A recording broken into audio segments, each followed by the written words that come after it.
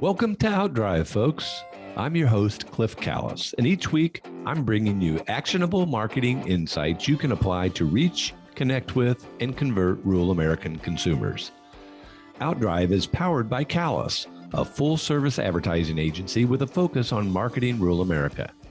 Callis offers a wide range of integrated marketing services, including website development, search engine marketing, social media, video, and digital. We develop strategic and creative campaigns to build your brand and your business, and you can learn more about us at ecallis.com. Now join me in the front seat as we head out on the road to success. Let's go.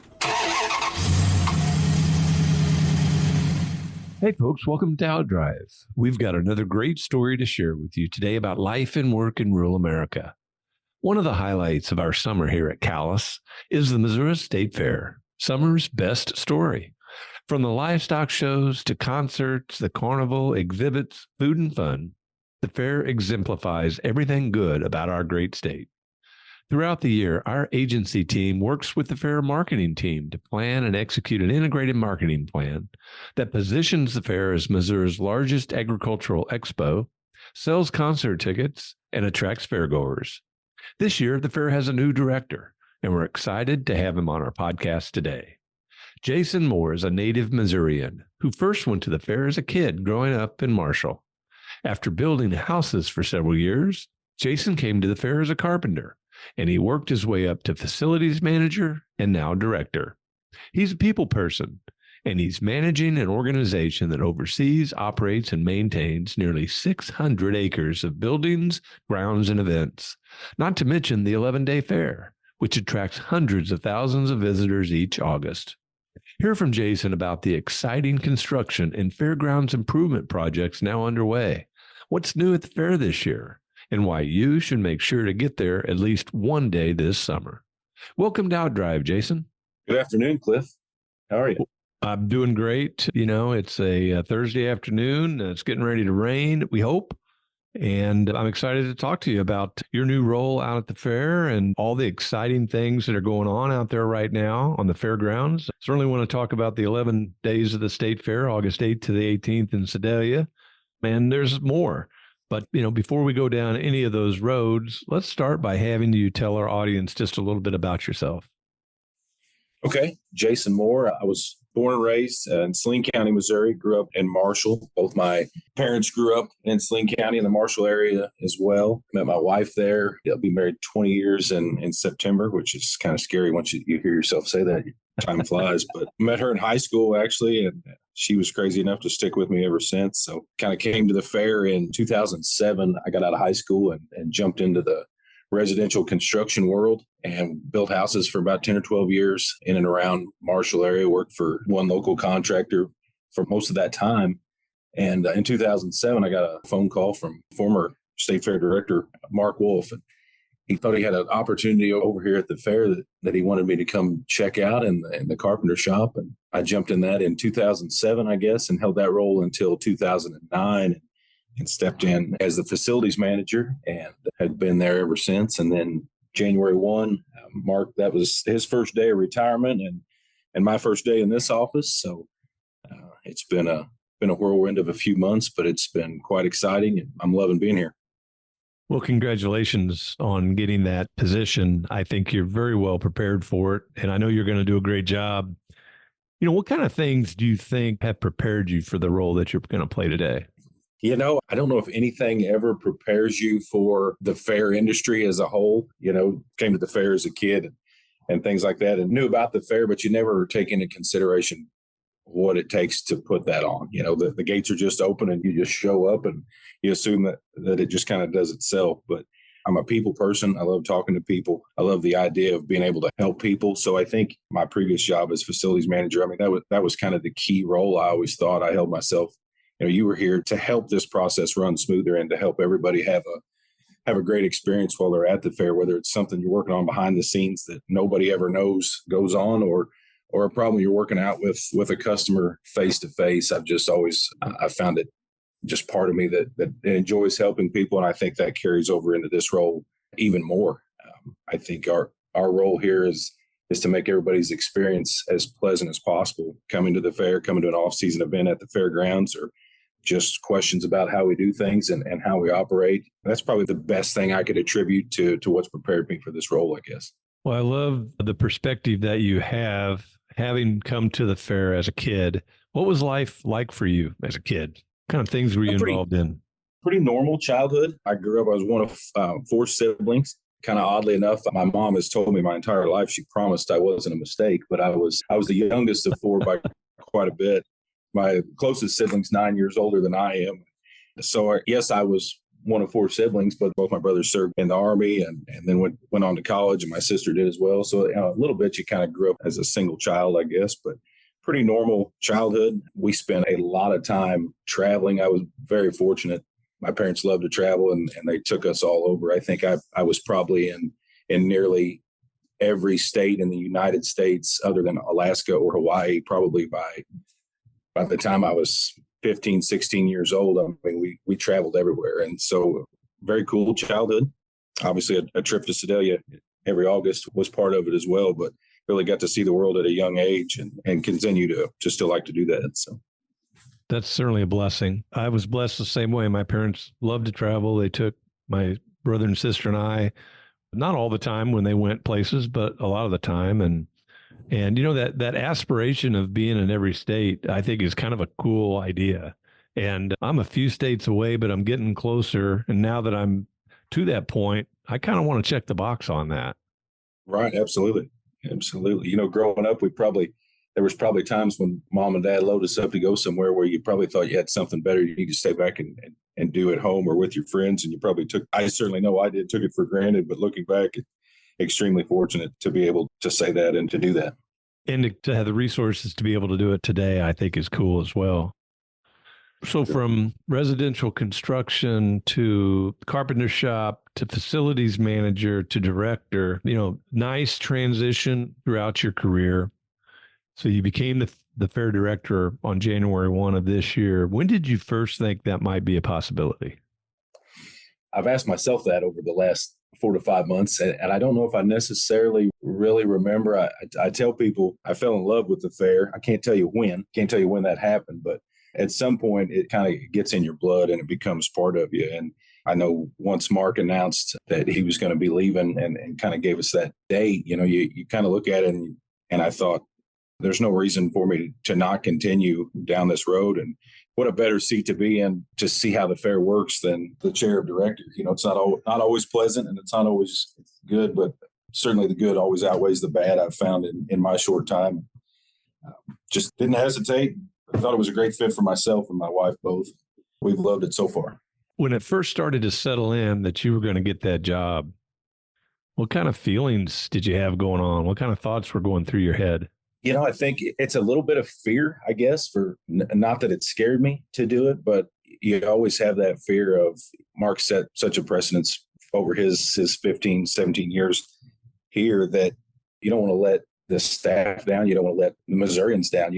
This is something I think that has to remain fresh, and it has to continue to be fresh to drive that want and for everybody that comes in August. So I think that was probably my biggest, I'll say, fear. You know, you're looking at yourself and going, you know, how are you going to continue to do this? And, you know, it didn't take me long. Obviously, I worked with a lot of these people for a lot of years. So you take a look at the team that you're with, and that builds all the confidence with the group we've got here, and certainly helped relieve any pain or thought of fear that I had. I guess that, you know, the saying, surround yourself with greatness. I've certainly been fortunate enough to do that here with our staff and our commission and just the people I've met with the Missouri Department of Agriculture over the years. And so it was a comfortable feeling all at the same time.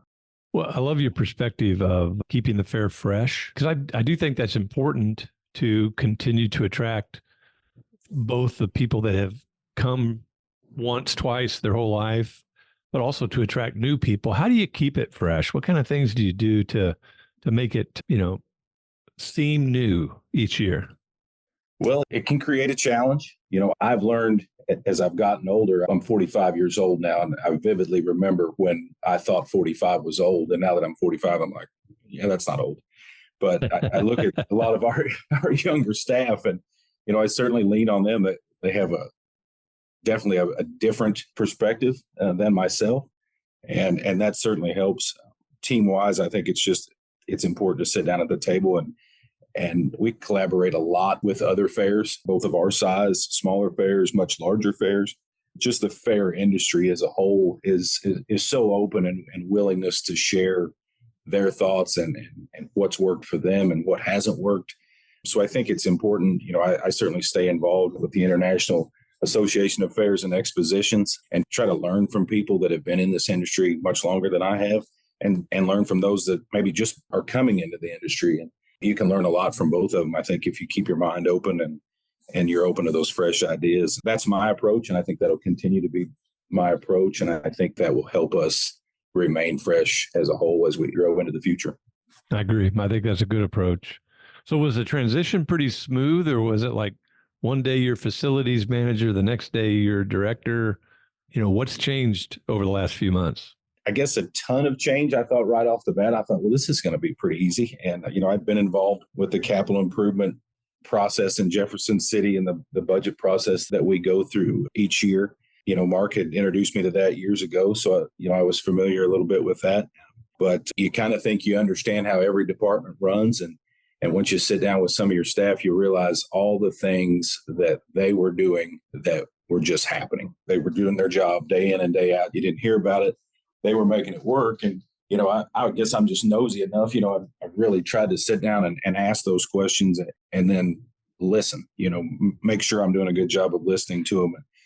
And so I've certainly learned a lot of things that I thought, man, I know how the fair runs. And they've been able to teach me a whole lot of things, just sitting down and saying, what do you do? And what can we do to make your life easier? How can we do it better? So just learning from them has probably been one of the best parts, I guess. Fella can learn a lot just by sitting and listening, can't they? Yes. What my mom used to say, open your ears and close your mouth, I think is what I got told. So I wasn't very good at listening for a long time, but I'm trying to get better. I'm working at it every day. Well, I think it's all something that all of us strive for. You mentioned capital projects. You've got some pretty exciting things going on out there at the fairgrounds. You want to talk about those a minute? We have been unbelievably fortunate over the last few years with our friends in Jefferson City. Governor Parson and his passion and love for the fair, it's just spilled over to great things here on the fairgrounds.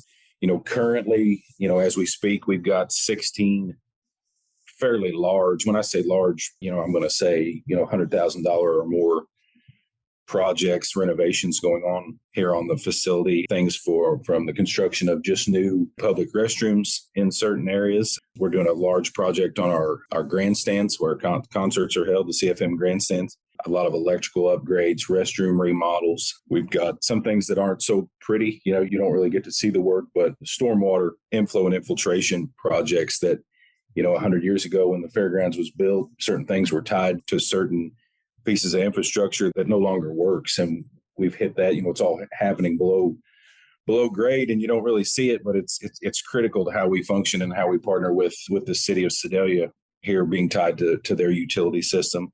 Just multiple projects on some historic buildings. We've been able to acquire funding for our cattle barns. And I think at the end of this budget cycle, hopefully, if everything stays where it's at, we'll get some more funding to continue down that row of cattle country there on the north end of the fairgrounds. Those, some of those buildings built in the early 1900s and went through a long period of time here where deferred maintenance wasn't something that they were able to fund. And we've certainly been able to catch up on a lot of years of lost work. Probably our biggest focus right now is, in addition to we purchased an additional 200 acres. So for as long as anybody can remember, the fair's been 396 acres. We acquired 201 more acres to the west of us that will allow for growth well into the future. And along with that project came the dream of a new arena here on the fairground. For years, it's been the Pioneer Arena and the Dodge Arena. In recent years, we refer to it as the State Fair Arena just south of the swine barn. And that arena, when I say that, it's about a 5 to 6 acre field with a dirt arena in the middle of it and some aluminum bleachers, open air. And it's hot in the summer and it's wet when it's raining, and it has served its purpose for a lot of years, but we will be breaking ground on about a $37 million arena project that'll go right in that footprint, probably have permanent seating for somewhere around 7,000 to 8,000 people. We'll be able to host large rodeos, cattle shows, trade shows, a multitude of things. It will be a multi-purpose arena that hopefully will serve as kind of the gateway to that new 200 acres as we grow into the future. I think we have the funding and the ability to make this building really pop and make it a showpiece. And we're going to do it right. So we're going to set the precedence as we grow into the future, that everything flows and has that same architectural feel as a lot of these beautiful buildings that we certainly have. So super excited to get started on that. Just a whole bunch going on. The place is booming, and I hope it continues in the future. Yeah, so do I. And so do a lot of people. I mean, it's exciting to see what's going on out there. And with what you started with, a bunch of very cool historic buildings, that we're investing as a state, as taxpayers, to take care of and to add to it with other new projects. I think it's awesome. And I'm excited to see what the future of the fair looks like. As I think about your job, and you think about, we've got all these grounds with all these facilities. You've got the 11-day fair, and then you have seasonal events year round. I mean, that's a lot. How do you balance your time among those different needs?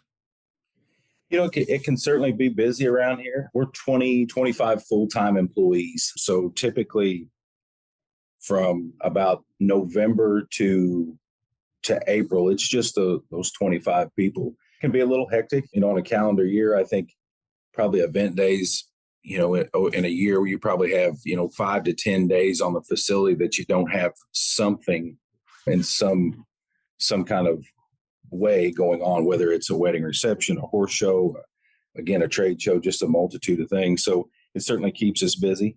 Starting in April, we'll start hiring some part-time people. We'll get up to around 50 or 60 employees. And then during the fair, you're looking at numbers of, close to 900 people that we're employing for the month of August. But I think for the off season, a lot of them are returning events, so you're familiar with them, but you're always trying to step outside and bring a different event in. And we've been fortunate enough in the last couple of years to have some really large RV rallies. It's great to work with those folks, come from all over the country, all over the world, and to meet some of those people and learn about where they came from and how they got here. It's very unique. And looking at the calendar this year, we'll move with the Mozart Music Festival coming in after the fair. I think that's going to be really something awesome for not only the fairgrounds, but for the city of Sedalia and the community. So always something going on, and it certainly keeps you busy, but like anything, a balance. And we've got the staff to make it happen, and it shows every day, I think, in the way we put on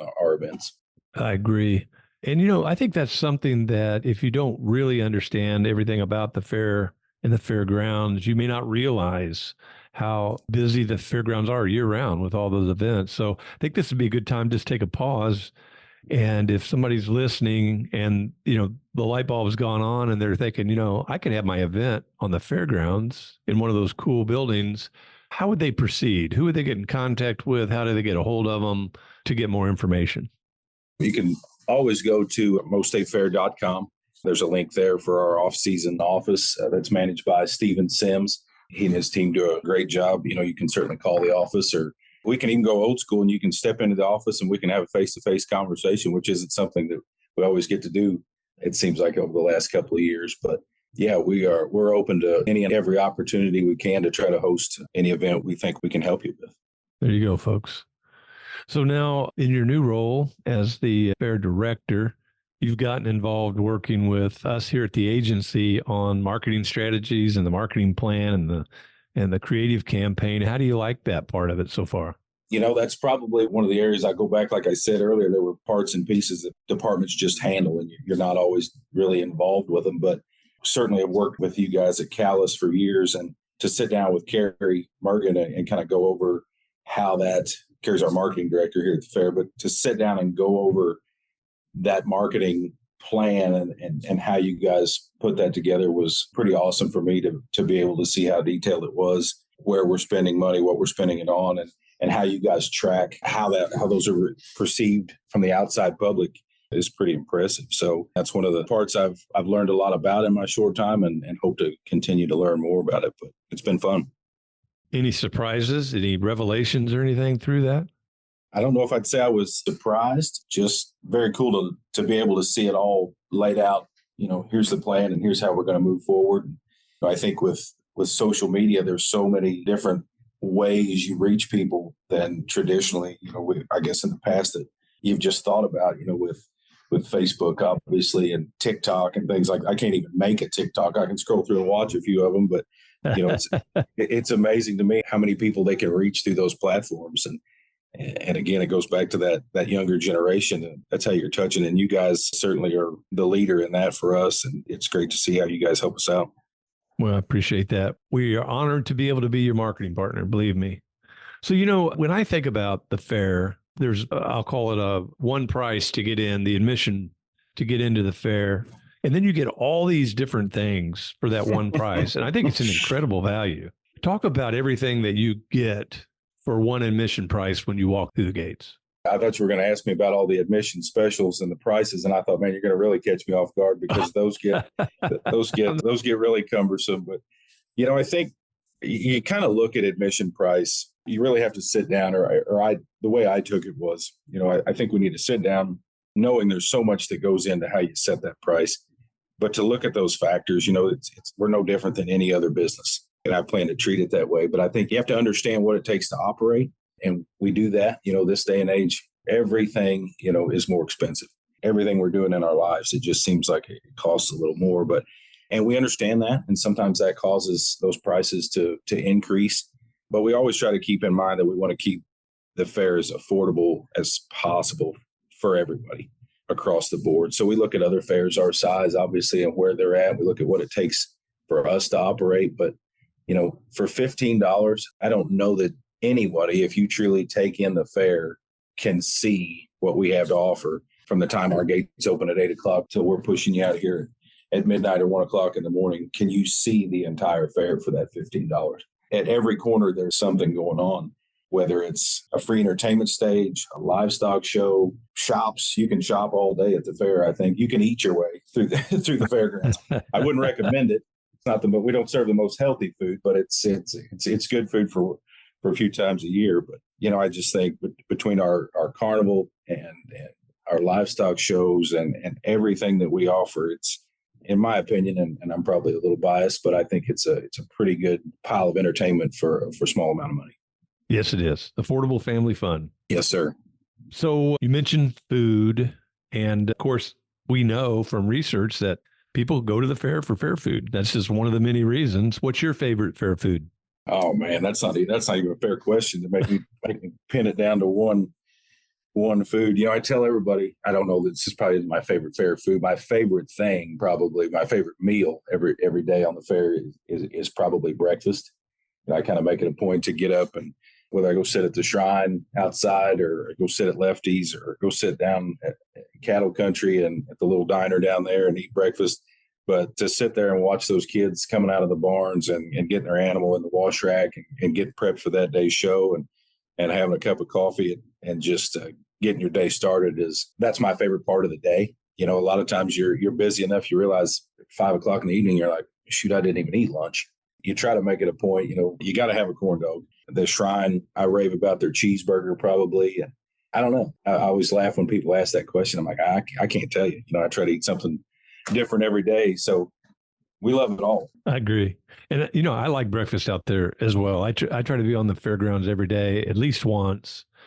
And for those people who've never been on the fairgrounds at 8 o'clock in the morning, it's a different place, and it's kind of relaxing, usually nice weather, and you can sit outside and have breakfast, or you can go into one of the many breakfast spots. And it is a great way to start the day. And it kind of gives you a different perspective, and it's all, fresh, new day, just beginning. So I'm right there with you. In fact, I think I've run into you at breakfast once or twice. I'm sure we have. It's the calm before the storm. That's well said. Very well like said. To call it. So. Especially for you. Yeah, absolutely. So what's new at the fair this year? Oh, man, I can't give away all my secrets.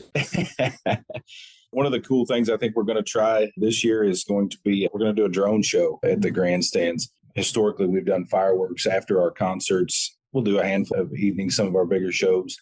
And this year, the first 3 nights, Thursday, Friday, Saturday, we're going to have 200 drones in the air in conjunction with our fireworks display on one end of the track. And we're going to fly the drones on the other end. And I think that'll be something unique that not everybody, you've seen them on YouTube. You kind of see them on television. I've never seen one personally.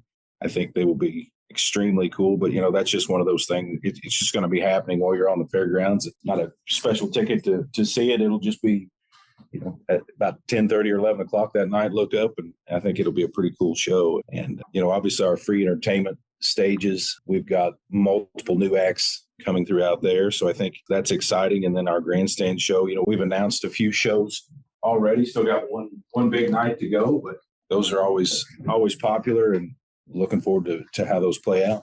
When do concert tickets go on sale, Jason? We hope to have a few on sale here in the next few weeks. We've announced everything, but we're looking for probably a mid-May push on the first 6. So we'll roll those out, maybe a few at a time and things like that. But yeah, keep your eye on the website, Facebook, and things like that. We'll be sending out notifications when those are ready to go.